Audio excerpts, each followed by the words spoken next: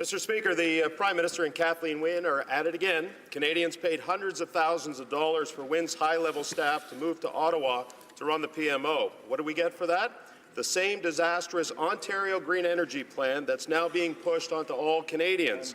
And now we learn that the federal Liberals paid over $23,000 for public relations services for Kathleen Wynne's recent trip to Israel. Wow. Mr. Speaker, all of us know that Ontario is broke, but why are Canadian taxpayers paying for Kathleen Wynne's public relations bills? Honourable President of the Treasury Board. Mr. Speaker, on an ongoing basis, our government consults with and engages Canadians.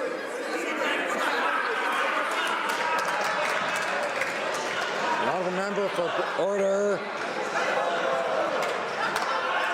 I know. Order. I know how much members appreciate brief answers.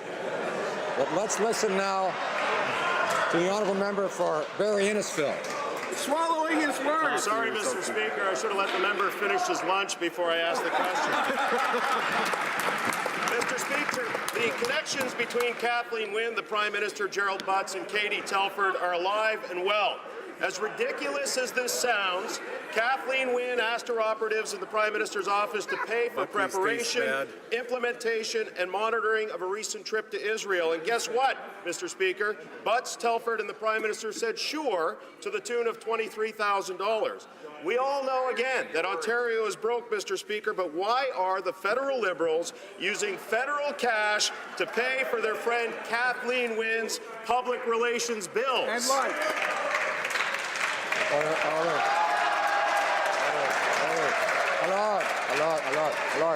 I trust that the Honourable President of the Treasury Board was simply ruminating on the question that was posed, and because he knows we aren't allowed to eat in the House.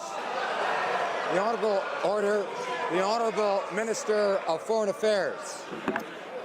Mr. Speaker, it's just that my colleague have the wrong information.